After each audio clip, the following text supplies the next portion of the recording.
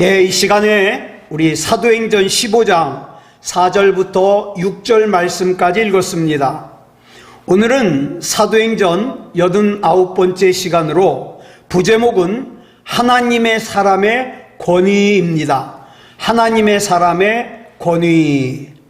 자, 먼저 오늘 본문 4절 말씀 다시 같이 읽겠습니다. 시작. 예루살렘에 이르러 교회와 사도와 장로들에게 영접을 받고 하나님이 자기들과 함께 계셔 행하신 모든 일을 말하매. 자, 예루살렘에 도착한 바울과 바나바는 그 예루살렘 교회에 있는 교인들과 사도들과 장로들의 영접을 받았습니다. 여러분, 여기서 우리말 영접하다로 번역된 헬라어 동사가 파라데코마인데, 이것은 그냥 이렇게 어서 오십시오 정도가 아니라 크게 기뻐하다라는 뜻이에요. 즉, 예루살렘 교회 교인들과 사도들과 장로들은 바울과 바나바의 방문을 크게 기뻐했다는 뜻입니다. 사도행전에 의하면 사도 바울이 다메섹으로 가던 길에 예수님을 만나고 부르심을 받은 이후에 오늘 본문에 이르기까지 예루살렘 교회를 3번 방문했습니다. 첫 번째 방문은 본문에 나오는 시점으로부터 약 16년 전에 방문했어요. 당시 옛 이름이 사울이었던 이 사도 바울이 그의 첫 번째 예루살렘 교회 방문과 관련하여 사도행전 9장 26절로 27절에 이렇게 기록하고 있습니다. 같이 읽겠습니다. 시작. 사울이 예루살렘에 가서 제자들을 사귀고자 하나 다 두려워하여 그가 제자됨을 믿지 아니하니 바나바가 데리고 사도들에게 가서 그가 길에서 어떻게 주를 보았는지와 주께서 그에게 말씀하신 일과 다메섹에서 그가 어떻게 예수님의 이름으로 담대히 말하였는지를 전하니라. 자, 예수님을 만나고 그리스도인이 된 바울은 예루살렘 교회를 처음으로 찾아갔지만 예루살렘 교회 교인들은 그 바울을 영접하기는커녕 그가 예수님을 구주로 영접하고 그리스도인이 되었다는 사실 자체도 믿질 않았습니다. 그리고 그와 만나는 것을 꺼려했습니다. 그래서 바나바라고 하는 사람이 이 바울의 회개는 진짜다, 바울이 진짜 예수님을 구주로 영접했다, 바울은 진짜 우리와 같은 그리스도인이다, 이렇게 바울이 진짜 회개했다는 것을, 진정성을 내가 보장한다, 그렇게 바나바가 보증해 둔 뒤에야 바울이 겨우 예루살렘 교회의 교인들 틈에 낄 수 있었습니다. 이후 바울의 두 번째 예루살렘 교회 방문은 이 본문의 시점으로부터 약 2년 전이에요.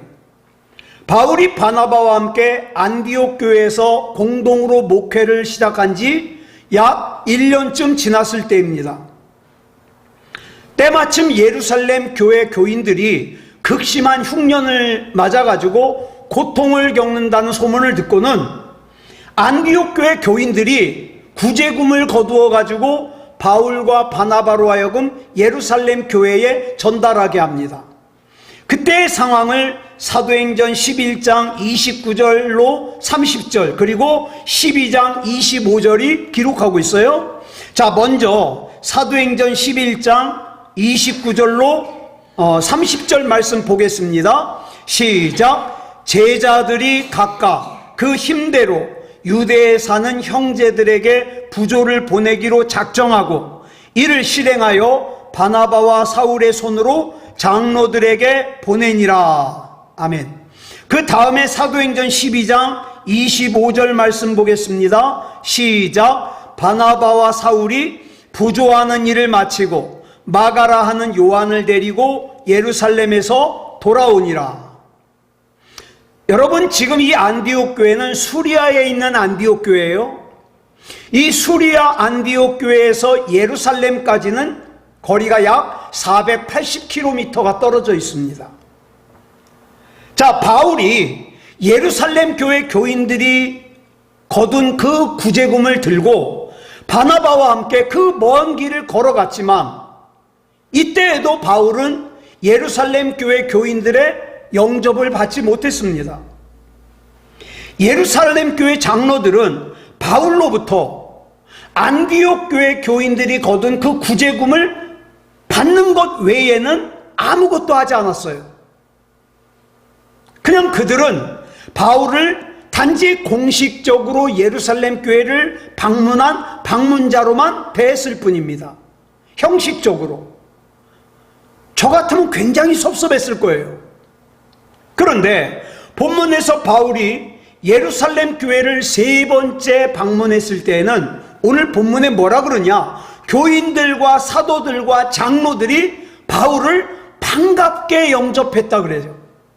자, 그렇다면 첫 번째 예루살렘 교회를 방문했을 때에는 바울을 경계했어요.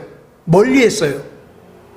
두 번째 예루살렘 교회를 방문했을 때에는 공식적으로만 대했습니다. 이랬던 예루살렘 교회가 왜 3번째 방문했을 때는 크게 기뻐하며 바울을 영접했을까요? 여러분, 바울은 본래 아주 열심히 있는 유대교 신자였습니다. 그래가지고 그 유대교가 배교자로 간주한 그리스도인들을 색출하고 연행하고 감옥에 가두는 걸 아주 큰 사명으로 여겼던 사람이에요. 그런데 그날도 다메섹으로 예수 믿는 사람들을 붙잡으러 가던 길에 예수님을 만났어요. 그리고 예수님께 사로잡힌 바울은 자기가 그토록 부정하고 핍박하고 그 다음에 힘들게 했던 그 나사렛 예수가 정말 하나님의 아들이요 메시아이심을 확인했습니다. 그래서 예수 믿는 사람들을 색출하기 위해서 다메섹으로 갔던 바울은 거꾸로 그곳에서 예수님을 구주로 영접하고 예수 그리스도의 복음을 전하기 시작했어요. 그런데 역설적이게도 자기가 유대교 배교자로 낙인이 찍혀가지고 다메섹에 있는 유대인들이 바울을 죽이려고 하는 바람에 도망갔습니다. 구살생으로 다메섹에서 도망간 바울은 그 길로 아라비아 사막으로 들어가서 혼자 3년 동안 거기서 기도하고 하나님 말씀 묵상하고 기도하고 하나님 묵상하고 이렇게 경건의 훈련을 쌓은 뒤에 다시 예루살렘 교회를 찾아갑니다. 자, 이때 방문 목적은 예루살렘 교인들과 함께 동역하기 위해서예요. 복음을 전하기 위해서예요. 그런데 아까 이미 말씀드린 것과 같이 예루살렘 교회 교인들은 바울이 회개한 걸 믿어주질 않았어요. 조금 전까지만 해도 교회를 짓밟고 예수 믿는 사람들을 핍박하던 그 바울의 전력을 잘 알고 있던 그들이 이건 아마도 우리를 한 곳에 모아놓고 한꺼번에 일망타진하기 위해서 연극하는 거야, 이렇게 생각했기 때문이죠. 그것은 그동안 이 바울이 사울이었을 때 그 교회를 짓밟고 핍박했던 그 바울의 삶의 자업자득이에요. 그러다가 바나바라는 사람이 바울의 신원을 보증해주는 것 때문에 이 바울이 겨우겨우 예루살렘 교회 사람들 틈에 낄 수 있었습니다. 이렇게 되자 이번에는 예루살렘의 유대인들이 유대교를 배교한, 유대교를 배신한 바울을 죽이려고 합니다. 그래서 바울은 어쩔 수 없이 고향인 길리기아 다소로 돌아가서 젊은 나이에 무려 13년 동안 고향에서 집거 생활을 합니다. 13년째 되던 해에 수리아 안디옥 교회에서 목회를 하던 바나바가 그 길리기아 다소에 있는 바울을 찾아와요. 그리고 자, 나 혼자 수리아 안디옥 교회 목회하는 것이 너무 어려우니까 와서 나 좀 도와주십시오. 같이 목회합시다. 그래가지고 바울이 따라가서 바나바와 함께 수리아 안디옥 교회에서 공동 목회를 합니다. 그로부터 1년 후 안디옥 교회 구제금을 들고 흉년을 당한 예루살렘 교회로 갔지만 예루살렘 교회는 이때에도 바울을 공식적으로만 대할 뿐 환영하진 않았어요. 왜냐하면 바울은 예루살렘 교회가 안디옥 교회에 정식으로 파송한 목사가 아니거든요. 자, 예루살렘 교회에서 수리아 안디옥 교회로 정식으로 파송한 목회자는 누구예요? 바나바입니다. 그런데 이 바나바가 가서 바울에게 도와달라 그래서 공동 목회를 한 거잖아요.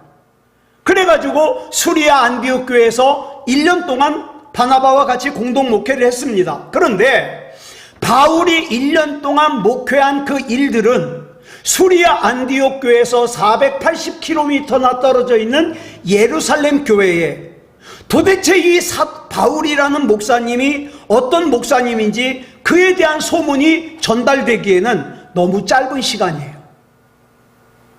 그런데 그때로부터 최소한 2년이 지난 뒤에 바울이 본문에서 예루살렘 교회를 3번째로 방문하게 됩니다. 이때에 오늘 본문에 보니까 그러잖아요. 예루살렘 교회 교인들과 사도들과 장로들이 크게 기뻐하며 그를 영접했다 그랬습니다. 무슨 뜻이에요?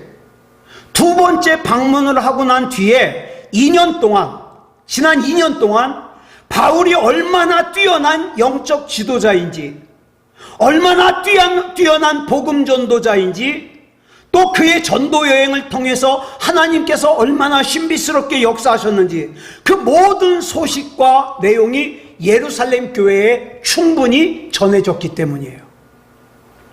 바울이 하나님을 믿는다고 하면서도 예수 그리스도를 부정하고 예수님을 믿는 사람들을 짓밟았던 그의 과거는 그가 주님의 부르심을 입은 그리스도인이 되었어도 사람들이 그를 영접하기는커녕 어떡합니까? 그가 예수님을 믿는다는 자체도 믿지를 않았었어요. 그러나 바울은 그런 사람들의 반응에 마음 쓰지 않고 하나님의 섭리에 따라 자기 고향인 길리기아 다소에서 13년 동안이나 집거하면서 바나바를 통한 하나님의 부르심으로 안디옥 교회에 따라가 가지고 그 수리아 안디옥 교회에서 공동 목회자가 되어서 하나님의 명령을 따라 목회를 하다가 그 다음에 그 수리아 안디옥 교회에서 파송을 받아 어떻게 해요? 지중해 세계 전도 여행에 나서서도 또 전도 여행에서 돌아온 뒤에도 그는 하나님의 뜻 속에서 수리아 안디옥 교회 교인들의 목회자로 지내면서 바울은 결코 하나님의 뜻을 앞지르지 않았습니다. 아직 하나님께서 일하시지 않았는데 왜 나를 인정 안 해주느냐고, 왜 나를 믿지 못하느냐고 소리 지르지 않았어요. 그냥 묵묵히 하나님의 인도하심만을 기다렸습니다. 하나님의 때가 되면 하나님께서는 하나님의 방법으로 일하실 거야. 나는 내가 할 수 있는 일 하는 거고 하나님은 하나님이 하실 일 하실 거야. 그러면서 묵묵히 자기의 일을 했습니다. 그러면서 하나님의 인도하심을 따랐어요. 그 결과 바울은 한때는 그 바울을 경계하고 오해하고 또 공식적으로만 대했던 사람들로부터 진심으로 영접을 받게 됩니다. 이것은 하나님의 인도하심을 묵묵히 쫓는 바울이 하나님의 기뻐하심을 입고 하나님으로부터도 영접을 받았음을 뜻해요. 사랑하는 여러분, 너무 조급해하지 마십시오. 사람들이 마음속에 조급한 마음을 가질 때 나타나는 부작용이 뭐냐? 하나님을 원망합니다. 불평합니다. 왜 이게 빨리 안 되느냐 이거죠. 그러나 바울은 하나님의 인도하심을 기다렸습니다. 그리고 그때부터 바울은 예루살렘 교회 교인들과의 관계에서 새로운 날을 맞을 수 있었습니다. 사랑하는 여러분, 사람이 뿌린 대로 열매를 거둔다. 이건 진리인 것 같습니다. 진리인 것 같아요. 하나님을 등지거나 앞지르는 사람은 아무리 보기에 화려해 보이고 똑똑해 보이고 대단해 보여도 좀 기도하고 하나님의 뜻을 구하는 사람들의 보기에 어떻습니까? 경계를 당하기 쉬워요. 또한 하나님의 인도하심을 뒤쫓는 사람도 여러분, 얼마든지 우리가 세상에서 난 정말 하나님을 따르고 하나님의 뜻대로 살려고 애쓰는데 사람들로부터 오해를 당할 수 있어요. 네. 난 정말 저 사람 사랑하는데 그 사람이 오해를 하고 나에게 섭섭한 마음을 가지고 나를 미워하고 나를 증오하는 일이 있을 수 있습니다. 충분히. 그런데 여러분, 여기서 중요한 게 있어요. 그 오해를 빨리 풀기 위해서 무리수를 두다가는 어떻습니까? 더 큰 오류가 생겨요. 그래서 하나님을 믿는 저와 여러분은 하나님을 따르는 삶을 살면 돼요. 예? 그저 하나님의 때에 하나님께서 하나님의 방법으로 이끌어 주실 걸 믿고 나는 지금 내가 할 수 있는 거 하다 보면 하나님께서는 어떻습니까? 끝내 신실한 사람들로부터 환영을 받고 영접을 받게 하신다 이 말이죠. 하나님께서는 그 같은 사람을 기뻐하십니다. 예? 그 같은 사람을 반드시 영접하셔요. 그래서 여러분 잘 아시는 다윗 왕은 시편 27편을 지으면서 14절에서 이렇게 기도를 하고 있습니다. 시작. 너는 여호와를 기다릴지어다. 강하고 담대하여 여호와를 기다릴지어다. 이렇게 마무리를 하고 있어요. 여러분, 그 앞에 기도의 제목을 보면요, 다윗이 하나님을 향해서 이것 달라 저것 달라 이렇게 해달라 저렇게 해달라 간구해요. 그러던 다윗이 놀랍게도 그 기도 말미에 방향을 바꾸어서 어떻게 합니까? 자기 자신을 타이르는 기도를 하는 거예요. 말하자면 이런 거죠. 야 다윗아, 네가 진짜 하나님을 믿는다면 좀 기다려라. 응? 강하고 담대하게 하나님을 기다려라. 참된 용기가 뭐냐? 하나님을 기다리는 것이다. 참된 믿음이 뭐냐? 하나님을 기다리는 것이다. 다윗의 기도가 이렇게 자기에 대한 타이름으로 끝나는 이유가 뭐냐? 그것은 다윗은 하나님의 신실하심을 믿어요. 여러분, 신실하심의 뜻이 뭡니까? 믿을만하다는 뜻이잖아요. 예? 다윗은 하나님께서 믿을만하다는 걸 믿기 때문에 어떤 경우에도 하나님을 앞지르는 어리석음을 범하지 않겠다는 거예요. 그러니까 이것이 다윗의 자기 결단이죠. 사랑하는 여러분, 어떤 일이 있을 때, 어떤 문제가 있을 때 하나님보다 앞서지 마십시오. 막 하나님을 억지로 내 뜻대로 내 스케줄대로 끌고 가려고 하지 마십시오. 다윗은 하나님을 믿기 때문에 설령 지금 내가 처한 상황이 지금보다 더 악화된다 하더라도 오직 하나님을 기다리며 하나님의 인도하심만을 뒤쫓겠다고 지금 다짐하고 있는 거예요. 사랑하는 여러분, 이게 믿음입니다. 이게 믿음이에요. 참된 용기는 여러분, 우리에겐 다 생각이 있어요. 그죠?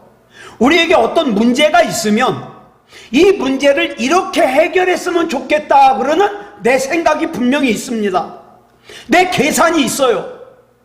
그렇지만 그 내 생각과 내 계산을 고집부리는 것이 아니라, 내 생각과 내 계산이 하나님을 앞지르는 것이 아니라, 때로는 내 생각과 하나님의 생각이 다를지라도 내 계산과 하나님의 계산이 다를지라도 묵묵히 그때에는 하나님을 기다리며 하나님의 인도함을 받는 것, 이게 믿음이다 이 말입니다.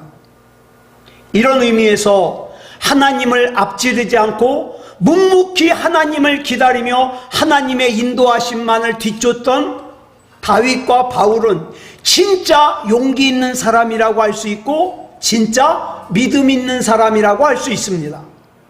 그래서 그들은 하나님의 영접을 받았을 뿐만 아니라 다윗은 3000년, 바울은 2000년이 지난 오늘까지도 하나님을 믿는 우리 모두로부터 사랑받고 존경받고 영접을 받는 성경의 위대한 인물이 될 수가 있었던 거예요. 사랑하는 여러분, 너무 조바심이 나서 하나님보다 앞서지 말고 또 반대로 너무 기대하지 않는 것도 문제예요. 여러분, 기대하지 않는 것은 불신앙이에요. 그러니까 우리는 어떻습니까? 믿음으로 하나님의 때에 하나님의 방법으로 하나님께서 반드시 역사하심을 신뢰하시기 바랍니다. 자, 본문 5절 상반절을 보겠습니다. 자, 제가 줄을 안 쳤는데 그냥 우리 본문 5절 다 읽겠습니다. 시작. 바리새파 중에 어떤 믿는 사람들이 일어나 말하되 이방인에게 할례를 행하고 모세의 율법을 지키라 명하는 것이 마땅하다 하니라.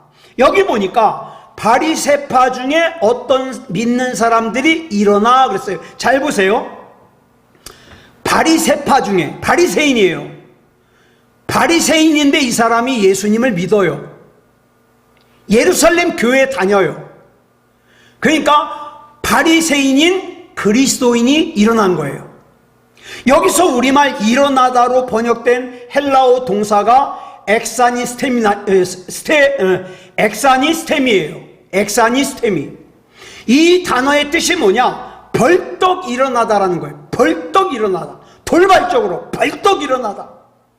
자, 한글 성경에는 이 단어가 우리말 어법상 뒤에 나오지만 여러분 헬라어 성경을 보면 이 단어가 본문 5절에 제일 앞에 나옵니다. 이 무슨 뜻이냐? 누군가가 벌떡 일어난 거예요. 벌떡, 깜짝 놀라게 벌떡. 그런데 이렇게 벌떡 일어난 사람이 한 사람이 아니에요. 여러 사람들이 일어났어요. 근데 어떤 사람들이 일어났나 보니까 유대교 바리새파에 속해서 바리새인 생활을 하다가 예수님을 구주로 영접하고 예루살렘 교회에 다니는 유대인들이에요. 이들이 벌떡 일어난 것은 바울이 지금 하는 말에 지지하기 위해서가 아니에요. 옳소! 이게 아니에요. 자, 본문 5절 다시 읽어보겠습니다. 시작. 바리새파 중에 어떤 믿는 사람들이 일어나 말하되 이방인에게 할례를 행하고 모세의 율법을 지키라 명하는 것이 마땅하다 아니라. 잘 보세요. 벌떡 일어난 이 바리새파 유대인들에게 속했던 이 그리스도인들이 뭘 주장하냐? 아니다. 이방인들이 예수님을 구주로 믿고 구원받았다? 아니다. 할례를 받아야 구원받은 것이다. 할례를 받아야 된다는 거예요. 이방인들은. 예? 모세의 율법을 반드시 지켜야 된다는 거죠. 그것도 한 사람이 아니라 여러 사람이 같은 주장을 하고 있는 거예요.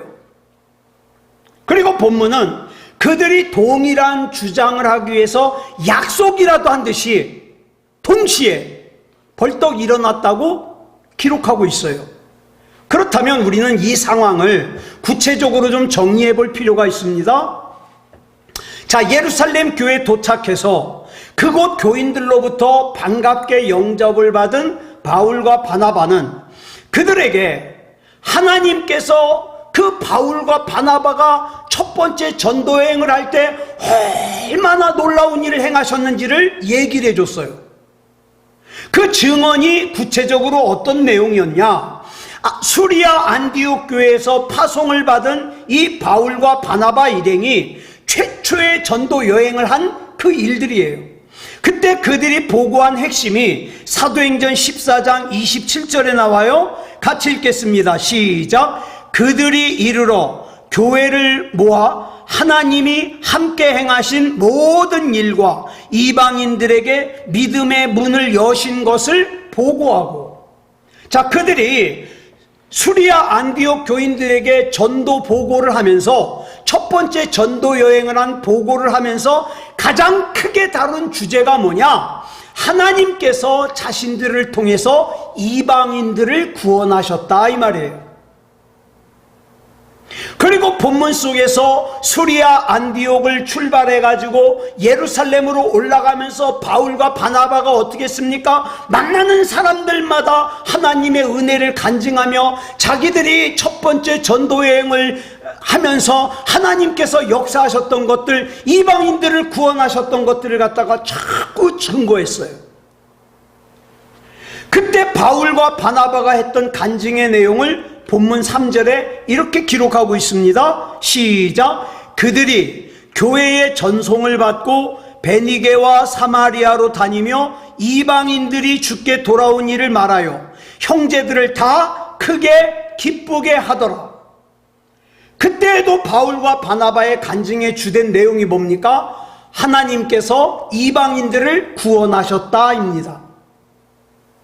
바울과 바나바가 함께 목회하던 수리아 안디옥 교회는, 이 교회의 특징을 우리가 잘 알아야 돼요.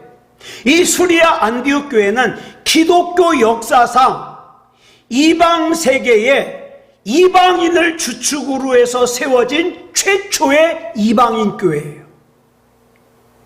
그리고 바울과 바나바는 이 이방인 교회인 수리아 안디옥 교회에서 파송을 받아가지고 이방인 세계의 이방인들에게 복음을 전한 최초의 이방인 전도자였습니다. 바울과 바나바가 수리아 안디옥 교회에서 전도 보고를 하면서도 또 안디옥에서 예루살렘으로 올라가는 길에 만나는 사람들에게도 어떻습니까? 그 전도 여행을 하면서 경험했던 일들을 간증하면서 하나님께서 자신들을 통해서 아주 신비로운 방법으로 이방인들을 구원하셨다, 이렇게 증거한 이유가 바로 여기 있어요. 왜? 바울과 바나바는 최초의 이방인 교회 담임 목사예요. 예? 또 이들이 첫 번째 전도 여행을 간 그 지중해 연안의 그 전도 여행의 목적이 뭐냐? 이방인들에게 복음을 전하는 거예요. 그러므로 예루살렘 교회에 당도한 이 바울과 바나바가 그곳 교인들에게도 어떻습니까? 하나님께서 자신들을 통해서 어떻게 이방인들을 구원하셨는지를 계속 간증하는 거예요. 그런데 이때 바리새파에 속한 유대인들도 처음에는 바울과 바나바가 하는 말을 묵묵히 듣고 있었어요. 그런데 이방인 구원에 관한 바울과 바나바의 증언이 길어지면서 이 바리새인이었던 유대인들이, 이 그리스도인들이 도저히 못 참겠는 거예요. 여러분, 바리새인에게 있어서 율법은요, 저와 여러분이 생각하는 아주 그 이상입니다. 이 사람들에게는 율법을 지키는 걸 목숨과 같이 여겨요. 자, 그런데 자꾸 어떻게 해요? 바울과 바나바가 자꾸 이방인 전도에 대한 얘기를 하니까 도저히 못 참고 이 바리새인 출신들의 예루살렘 교회 교인이 일어난 거예요, 다. 그리고 자, 구원받은 이방인들이 구원을 받았다 그러는데, 그 이방인들이 완전하게 구원을 받으려면 할례를 받아야 된다. 그리고 모세의 율법을 지켜야 된다, 이렇게 소리를 친 거예요. 바울과 바나바가 예루살렘 교회를 방문한 것은 예루살렘에서 내려온 유대인들이 이 수리아 안디옥 교회에 와가지고 뭐라 그래요? 평지풍파를 일으켰잖아요. 거기 그 잔뜩한, 여러분, 수리아 안디옥 교회는 이방인 교회라 그랬어요. 거의 대부분이 이방인인데 그 사람들에게 당신들이 예수님을 구주로 영접하고 구원받았다 그러는데, 아니다, 당신들 할례 받아야 구원이 완성된다, 율법을 지켜야 구원이 완성된다, 이렇게 얘기를 해가지고 막 벌컥 뒤집힌 거예요.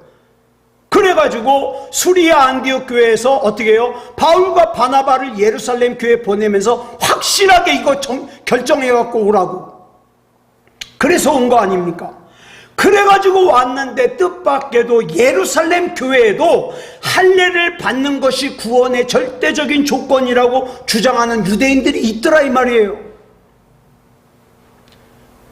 이것은 당시 그리스도인들 가운데 유대인들이 절대 다수를 차지하고 있던 초대교회가 복음을 잘못 이해하고 있는 교인들이 적지 않았다, 이런 뜻입니다.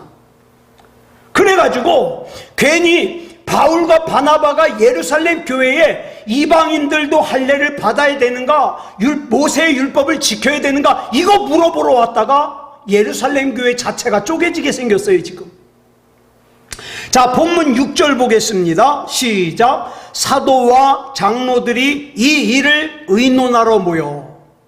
한글 성경을 보면 할례 문제를 의논하기 위해서 사도들과 장로들만 모인 것처럼 보여요. 그죠? 그런데 여기서 우리말 모이다로 번역된 헬라어 동사가 휘나고인데, 이 휘나고라는 단어는 뭐냐면 함께 모으다라는 뜻이에요. 그러니까 사도들을 필두로 해가지고 교회 지도자들과 그 다음에 예수님을 구주로 영접한 모든 예루살렘 교인들이 다 모여라 이 말이죠. 그래서 12절을 보면 그 회의에 참석한 사람들을 뭐라고 부르냐? 온 무리, 이렇게 기록해요. 온 무리. 여기서 무리를 뜻하는 헬라어 플레도스는 수없이 많은 사람들을 뜻합니다. 그래서 이 회의를 가리켜서 뭐라 그러냐? 제1회 예루살렘 공의회 그러죠. 이 회의가 교회 역사상 아주 공통된 중요한 문제를 놓고 이 신앙과 관계된 사람들이 전부 참여해가지고 공식적으로 회의를 한 첫 번째 회의가 돼요. 이 회의를 소집한 사람은 두말할 것도 없이 사도들입니다. 자, 그런데 보세요. 이 사도들에게는 로마 총독과 같은 권력이 없어요. 이 사도들에게는 유대교 지도자들이 가지고 있는 것 같은 지식도 없어요. 사도들 그렇잖아요. 다 무식하잖아요. 갈릴리 출신의 무식하고 가난한 사람들, 그게 바로 사도들 아닙니까? 그렇다고 해서 예루살렘의 큰 상인들처럼 돈을 많이 가지고 있는 것도 아니에요. 그러니까 어때요? 사도들은 가진 것도 없어요, 배운 것도 없어요, 집안도 아주 볼 것이 없어요, 내세울 게 아무것도 없는 거예요. 단지 하나, 뭐예요? 예수님이 3년 동안 생활하실 때, 세상에 계실 때 같이 있었다는 거, 그거 하나예요. 그거 하나 빼고는 갈릴리 출신의 무식하고 가진 것 없는, 보잘것없는 사람들이에요. 세상적인 관점에서 보면 이들은 어떤 권위도 가지고 있지 않아요. 보잘것없어요. 그럼에도 불구하고 예루살렘 교회 교인들은 말할 것도 없고, 예루살렘에서 480km나 떨어져 있는, 그리고 사도들을 한 번도 본 적이 없는, 그것도 수리아 안디옥 교회 교인들은 주로 이방인 출신인데, 이방인 출신의 안디옥 교회 교인들마저 자기 교회 담임 목사인 바울과 바나바보다도 누구의 권위를 더 신뢰했어요? 사도들. 그래가지고 뭐라 그랬어요? 지금 할례와 그 다음에 모세의 율법을 지켜야 되는가, 이 문제를 가지고 바울과 바나바에게 답을 달라 그런 게 아니라 두 분 목사님이 예루살렘에 가셔서 사도들에게 물어보고 오십시오. 더 신뢰하는 거예요. 그 무식한 사람들을. 여러분, 어떻게 이렇게 신뢰할 수 있을까요? 그 무식한 사도들을. 자, 예수님을 배신했던 가룟 유다가 어떻게 해요? 나중에는 양심이 찔려가지고 목 매달았는데 어떻게 해요? 목 매달았던 줄이 끊어져가지고 어떻게 해요? 떼굴 굴러가지고 창자가 터지고 그러고 죽었죠. 그렇게 가룟 유다가 죽은 후에 예루살렘 교회 교인들은 가룟 유다를 대신할 사도, 그 빈자리가 하나 생겼잖아요. 그 빈자리를 갖다가 채우기 위해서 사람을 뽑습니다. 그때 베드로가 그 빈자리, 사도의 빈자리에 들어갈 사람을 보선하는데 그 자격을 설명해요. 그 자격이 어디 나오냐? 사도행전 1장 21절로 22절에 나와요. 우리 같이 읽어보겠습니다. 시작. 이러함으로 요한의 세례로부터 우리 가운데서 올려져 가신 날까지 주 예수께서 우리 가운데 출입하실 때에 항상 우리와 함께 다니던 사람 중에 하나를 세워 우리와 더불어 예수께서 부활하심을 증언할 사람이 되게 하여야 하리라 하거늘. 자, 사도로 보선될 수 있는 사람의 조건은 학력이 아니에요. 예? 뭐 최화, 뭐 대졸 또는 고졸, 중졸, 이게 아니에요. 또 경력, 교회에서 교사를 적어도 한 20년 이상 한 사람, 이런 거 아니에요. 혹은 재산 상태, 적어도 재산이 뭐 한 1억 이상은 돼야 된다, 그런 거 아니에요. 조건은 딱 하나예요. 뭡니까? 이 땅에 오신 예수님께서 세례 요한에게 세례를 받으심으로 공생애를 시작했는데, 그때부터 예수님께서 십자가를 주고 십자가를 지시고 죽으시고 부활 승천하시길까지 예수님과 함께 있고 제자들과 함께 있던 사람들 중에 하나예요. 조건이.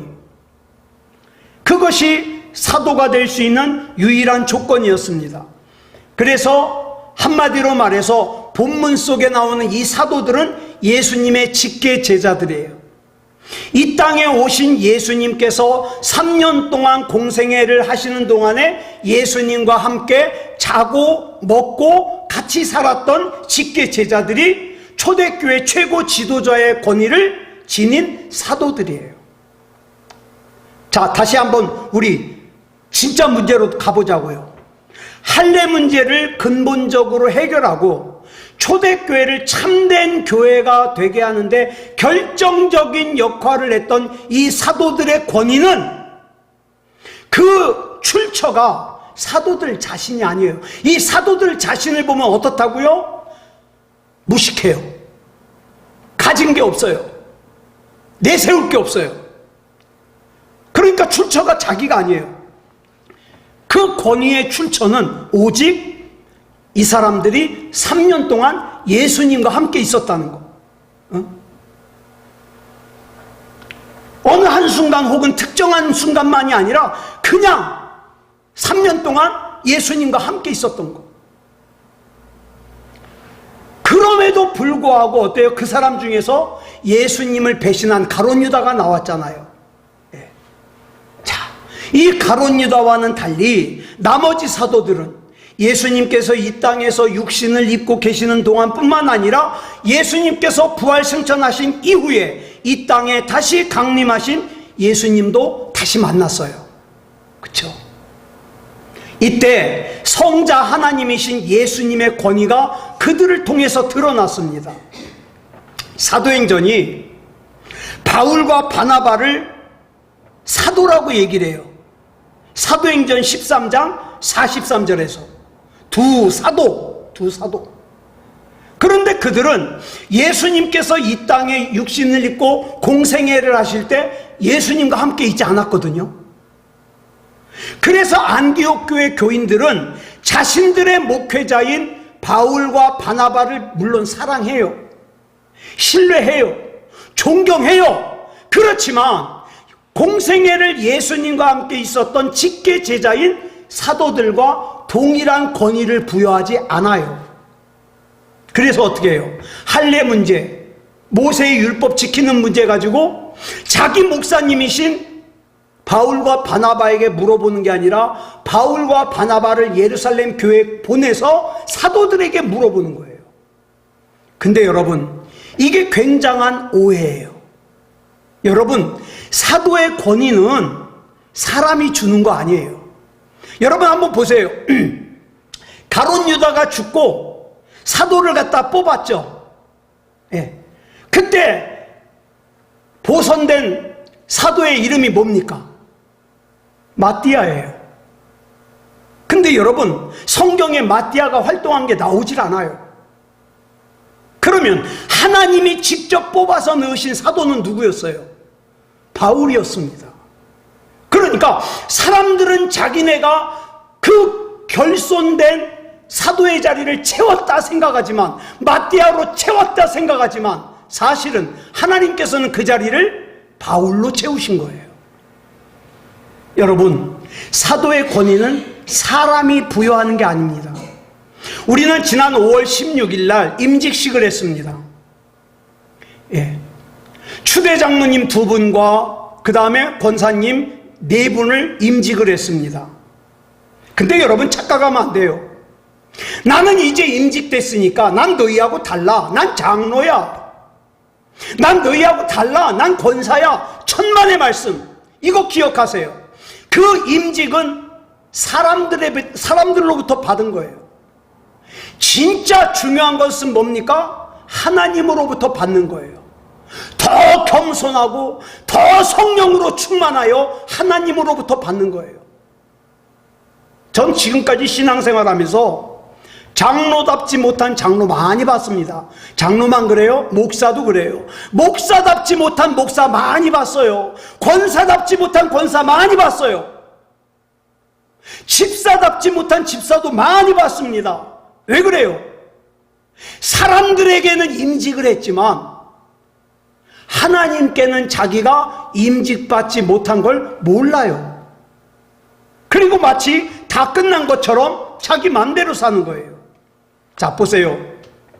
비록 사람들이 보기에 바울이 예수님의 직계 제자는 아니었지만, 그러나 다메섹으로 가던 길에 예수님이 직접 그 바울을 만나주시고 그 이후로 한 번도 떠나지 않았어요. 일평생 이 바울은 예수 그리스도 안에서 예수 그리스도와 함께 살다가 참수형을 당합니다. 그리고 그 바울이 쓴 말과 글이 시간과 공간을 초월하여 2000년이 지난 지금 성경 속에 고스란히 13권의 책으로 남아있어요. 영적인 권위자죠. 사랑하는 여러분, 저와 여러분이 하나님을 믿는 하나님의 백성으로서 진짜 중요한 것은 영적인 권위자가 되어야 됩니다. 우리 가족에게도 영적인 권위자가 되어야 되고, 내 아는 사람들에게도 영적인 권위자가 되어야 되고, 교회 안에서도 영적인 권위자가 되어야 돼요. 이 영적인 권위는 이 세상에서 모든 것을 가진 것처럼 보이는 로마 황제조차도 가지지 못한 거예요. 여러분, 사람의 눈으로 볼 때에는 참수형을 당해서 비참하게 생을 마감한 바울은 참 비참한 존재예요. 그러나 로마 황제에 의해서 더럽혀진 로마 제국은 비참하게 보이던 바울에 의해서 새로워졌어요. 로마 황제에 의해서 야기된 이 땅의 혼란과 혼돈이 참수형을 당한 바울에 의해서 끝났습니다. 사랑하는 여러분, 하나님께서 저와 여러분을 부르십니다. 그리고 저와 여러분은 하나님의 부르심을 받아 이 세상 속에서 그리스도인으로 살아갑니다. 저와 여러분은 이 땅을 살아가는 하나님 앞에 인정받은 사도라는 생각을 항상 가져야 돼요. 그래서 뭘 가져야 되느냐? 영적인 권위. 영적인 권위. 자주 말씀드리지만 저는요, 어려서 제가 신앙생활하던 교회에 할머니 권사님들을 잊지 못해요. 이 할머니 권사님들은 옛날에 무슨 학교를 다녔겠습니까? 뭐겠습니까? 그런데요, 교회 가가지고 기도 한번 시작하면 2시간, 3시간이에요. 그냥 머리를 흔들면서 기도하는데 2시간, 3시간이에요. 어린 저는요, 어디에 몸이 아프거나 그러면요, 그 할머니 권사님을 찾아가요. 권사님, 나 기도 좀 해주세요. 그러면 그 할머니 권사님이 지금도 이름을 잊어버리질 않아요. 원영희 권사님이라고 계신데, 이 권사님이요, 신유의 은사가 있어가지고 기도를 하면요 나서요. 안 아파요. 이게 영적인 권위입니다.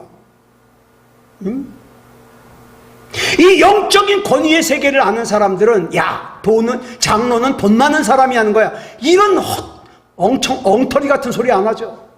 자, 그렇다면 사도다운 사도, 그리스도인다운 그리스도인은 어떻게 살아야 될까요?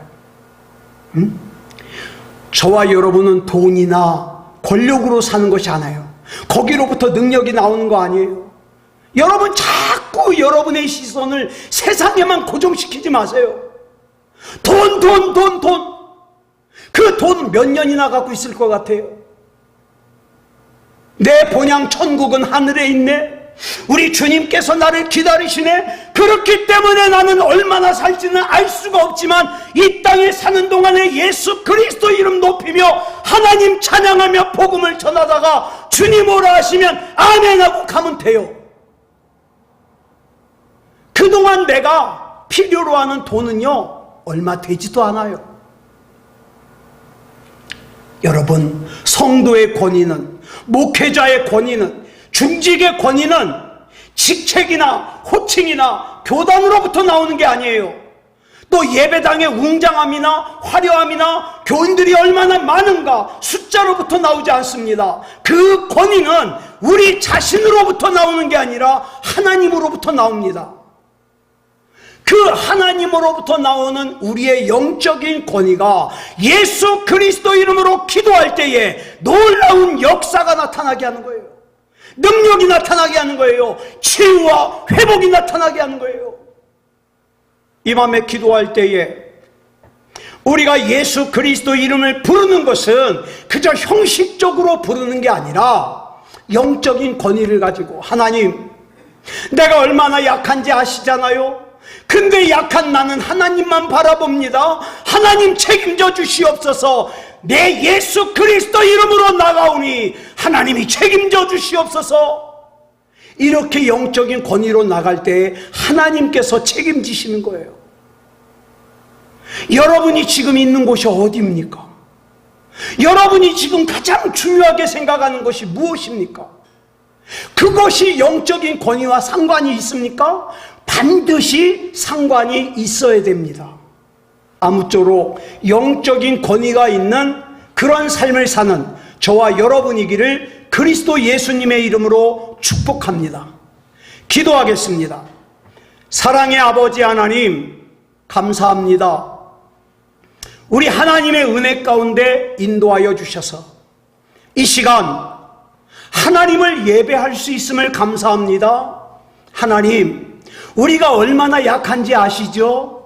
사람들 앞에서 자존심 상하긴 싫은데 정말 우리는 매 순간 우리의 약함 때문에 힘들어하고 불안해하고 답답해하고 뭐가 잘못될까봐, 뭐가 또 어그러질까봐 염려하는 것들이 많습니다. 그러나 이제부터는 그것을 내가 걱정하는 것이 아니라 하나님의 자녀인 나는 하나님께 맡기고 영적인 권위를 가지고 나아갈 수 있게 주시옵소서. 물론 예수님의 12제자는 갈릴리 출신으로 무식합니다. 가진 거 없습니다. 그러나 예수님으로부터 나오는 영적인 권위가 있었기 때문에 이방인들로 구성된 수리아 안디옥 교회로부터도 인정을 받았습니다. 하나님, 우리의 믿음이, 우리의 신앙이, 우리의 기도가, 우리의 영적인 능력이 하나님께 인정받는 영적인 권위가 있게 하여 주시옵소서. 이 밤에 하나님께서 역사하여 주시옵소서. 모든 것을 우리 주님 앞에 맡겨드리오며 그리스도 예수님의 이름으로 간절히 기도드렸사옵나이다. 아멘.